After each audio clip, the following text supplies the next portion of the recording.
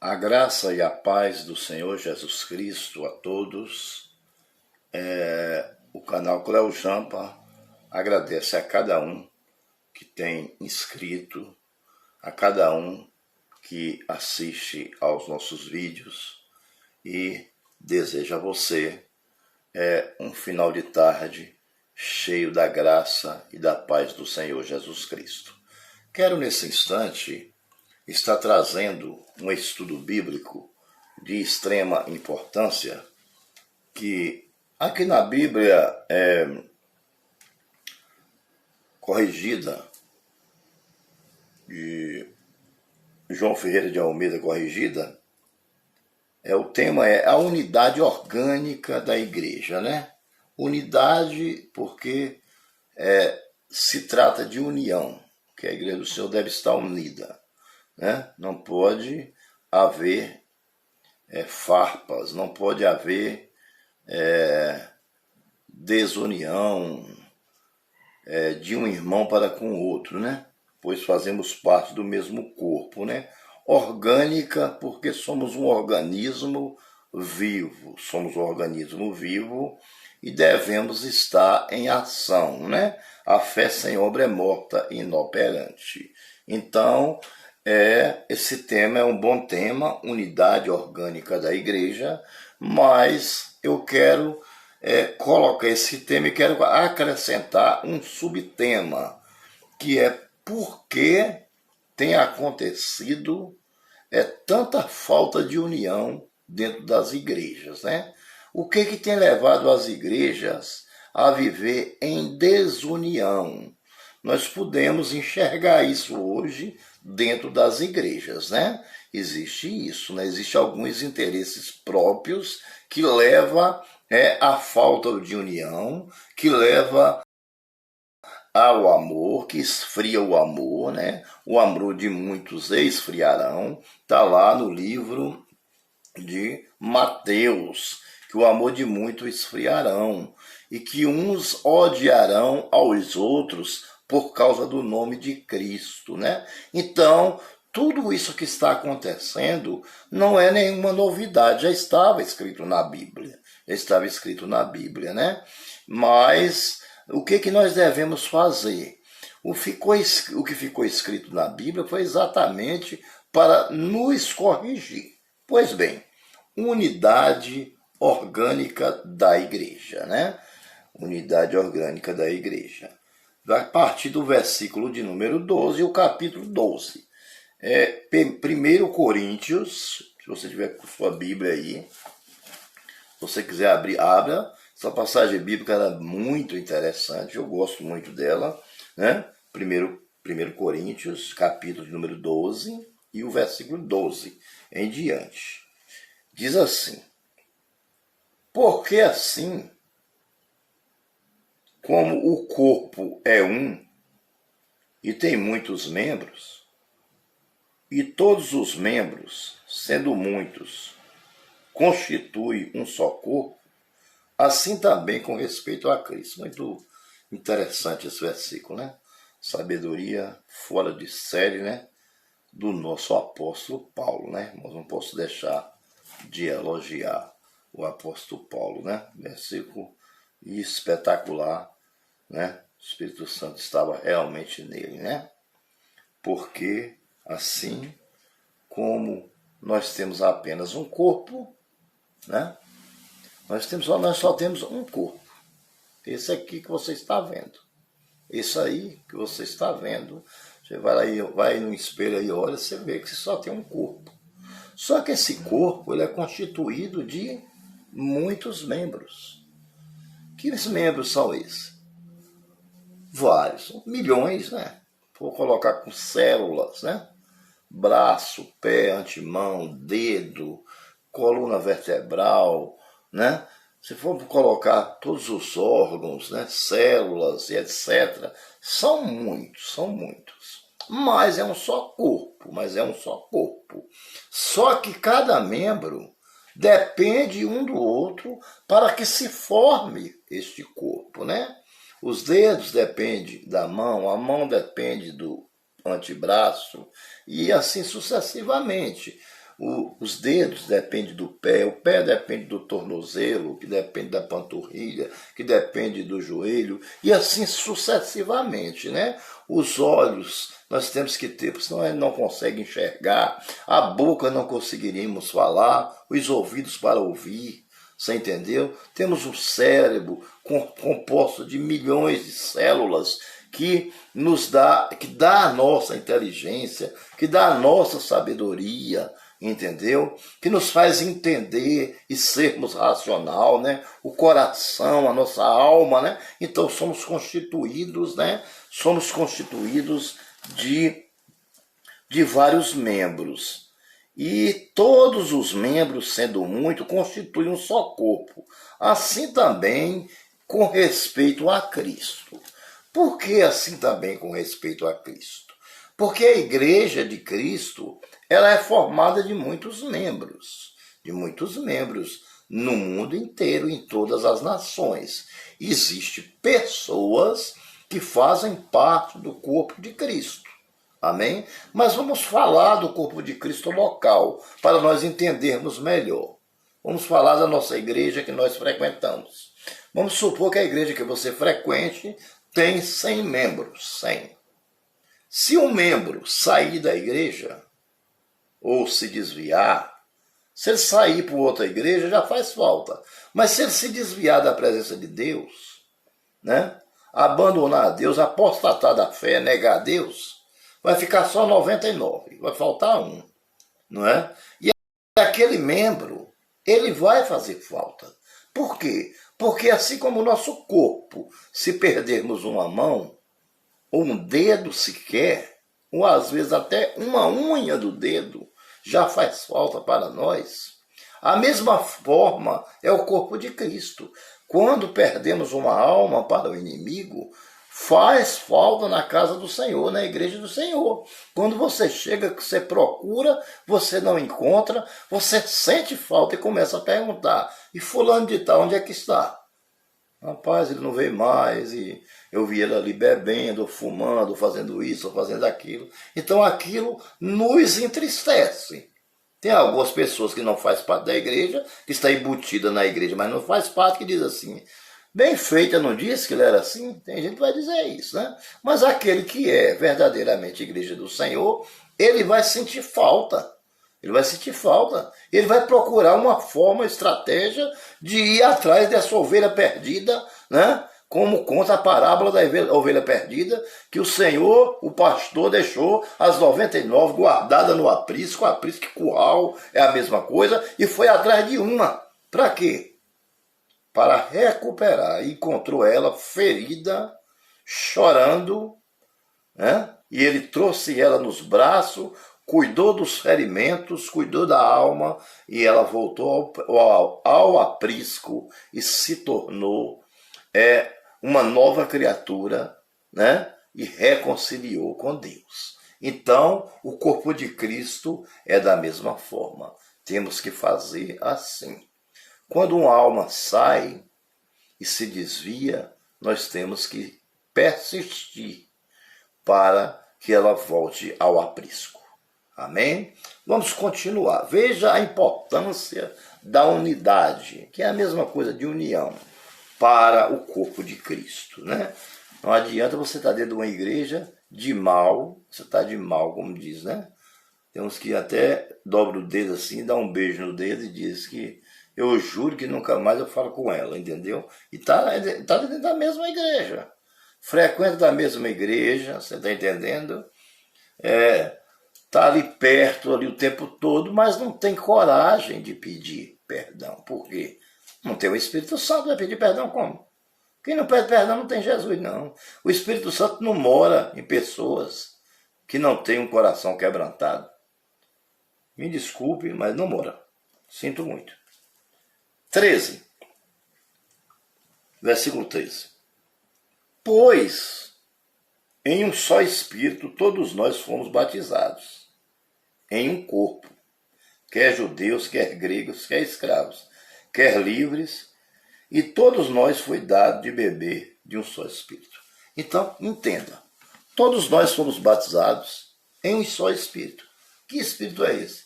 o Espírito Santo de Deus. Amém? No momento em que você entrega totalmente a sua vida nas mãos do Senhor, você renuncia o pecado, abandona o mundo e entrega a sua vida nas mãos de Deus para que Deus cuide, o Espírito Santo de Deus automaticamente ele entra em você e começa a fazer parte da sua vida e começa a direcionar e ajudar a direcionar a sua vida, a recuperar-se aquele tempo perdido em que você viveu na bebida, no cigarro, né, na prostituição, no erro, que você viveu no erro, que realmente não é fácil, a pessoa renunciar, não é.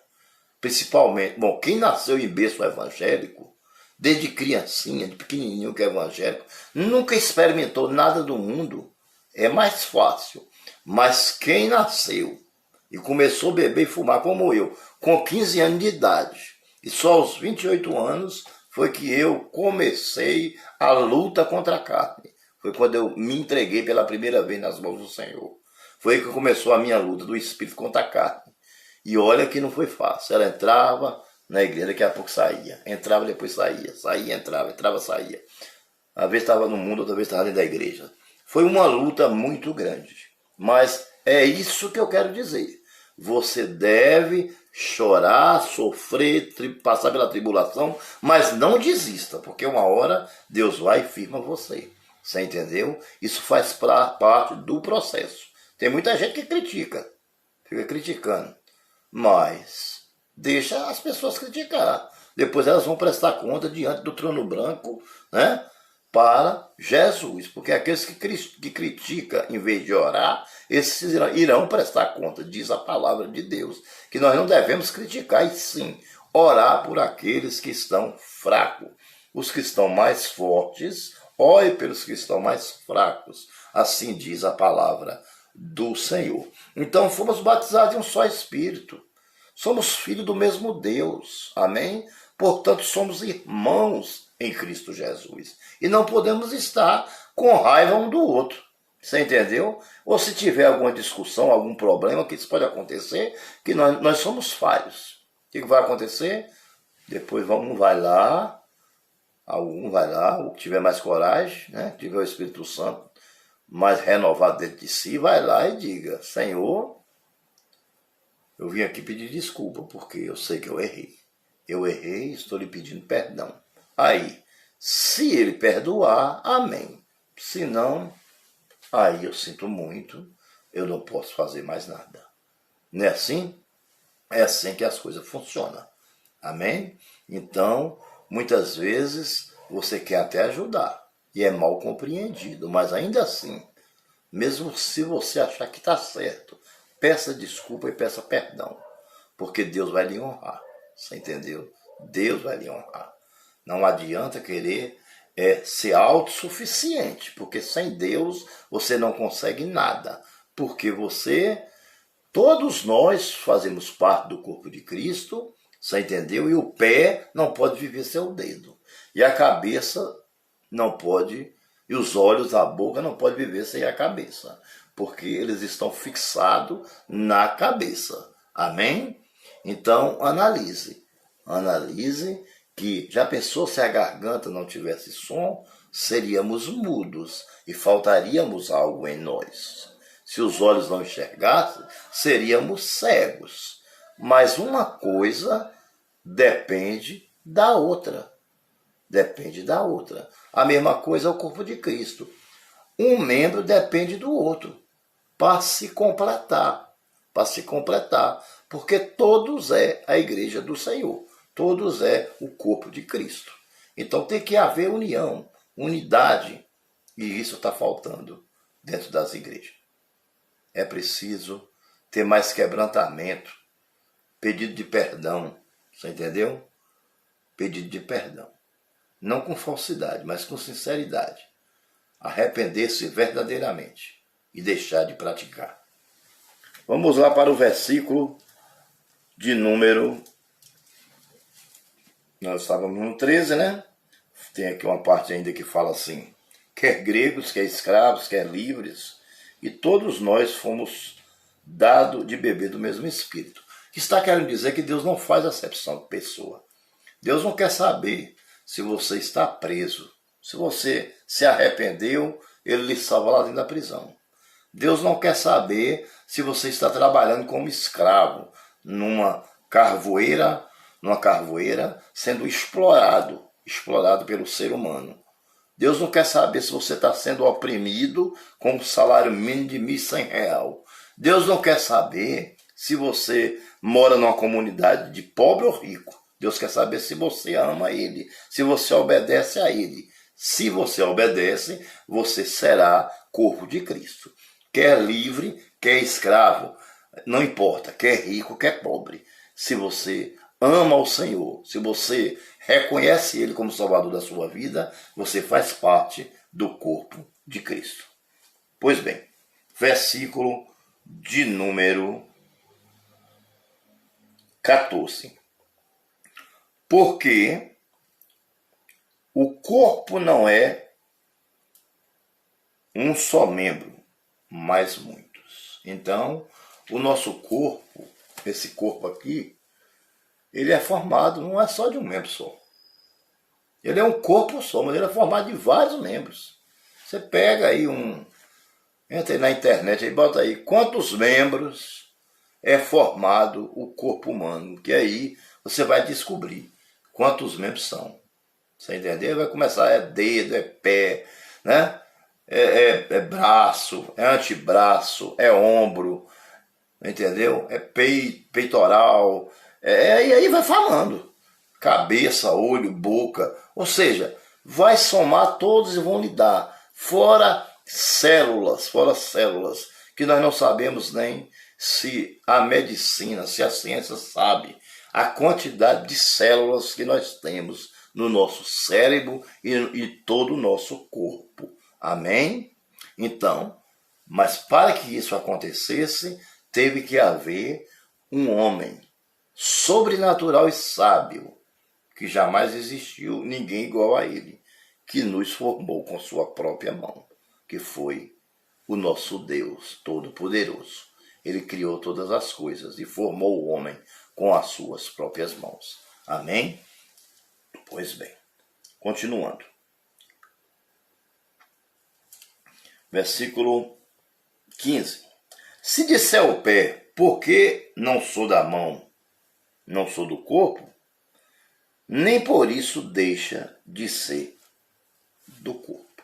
Então, o seu pé, ele não é da mão.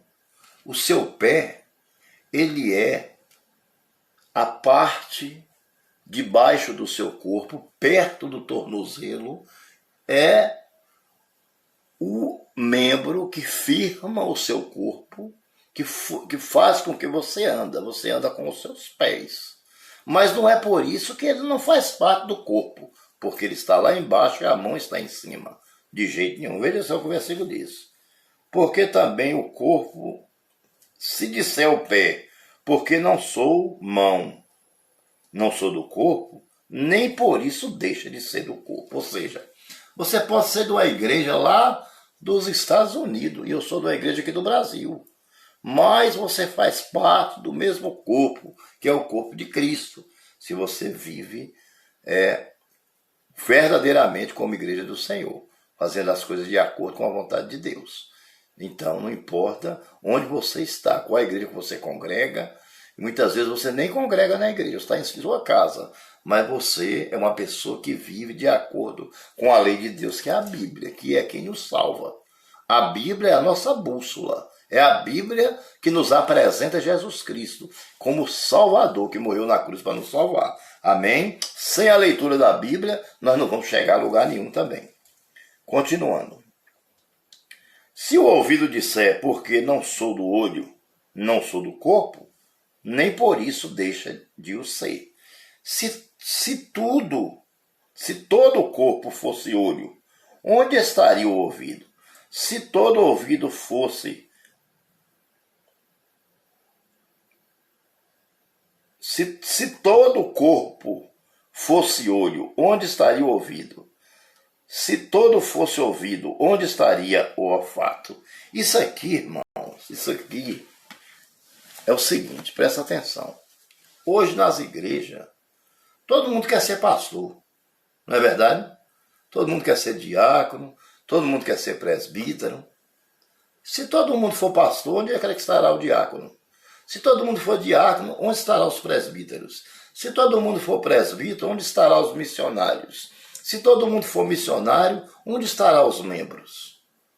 Então, no corpo de Cristo existe várias funções. Existe pastor, existe diaconisa, diáconos, bispos, reverendos, né? Existe presbíteros, etc. e tal, etc. e tal. Fora outras coisas aí que eu estou inventando, né? Inventando já mais algumas coisas, né? Infelizmente, né? Mas isso aí, nós não vamos falar sobre isso, aí fica ao critério do seu livre-arbítrio, né? Deus lhe deu livre-arbítrio, mas mandou você escolher fazer a coisa certa. Então aí você que sabe, se você quer inventar, invente. Depois preste conta ao Senhor, né? Então se todo mundo quiser ser pastor, cadê os membros? Né? Se todo mundo quiser ser presbítero, cadê os pastores? E assim sucessivamente. Cada membro do corpo de Cristo tem uma função. Um prega, outro ensina, outro louva, outro limpa a igreja, outro evangeliza, e assim sucessivamente. Todos nós somos iguais para Deus. Deus nos vê com igualdade, sem parcialidade e sem acepção de pessoas. Todos, para Deus, o rico, o pobre, o que vive na casa de taipa e o que vive na mansão, se tem amor a Deus e se considera Deus como suficiente salvador de sua vida, para Deus ele vê como um só. Amém? Um só. Deus não vê o homem como o homem vê o homem. Amém? Deus vê completamente diferente. Muitas vezes aquele que não tem nada financeiramente, ele tem mais no reino do céu do que aquele que tem mais. Amém? É como a oferta da viúva. Teve gente que deram pacotes de dinheiro. Ela deu apenas uma moeda, que era o que ela tinha. E o Senhor Jesus disse, de todas essas ofertas que entraram aqui hoje no templo, a mais interessante e a mais importante foi a oferta da viúva. Porque vocês deram, porque vocês têm muito, mas ela deu tudo que tinha. Amém? Portanto, ela foi muito abençoada. Sabe o que é você pegar a última coisa que você tem e falar assim, Senhor, eu vou dar para o Senhor, porque eu confio que o Senhor irá prover aquilo que eu preciso? Deus com certeza se agradará de você. Não é, meu amado irmão? É isso que está faltando dentro das igrejas. Está faltando isso. As pessoas estão planejando demais, de forma incorreta. Você está entendendo? Primeiro o meu. Né? Depois o meu. Depois o meu e depois o meu. Né? São os 4 bolsos. Né? Primeiro vou encher meus 4 bolsos. O que sobrar eu dou para Deus.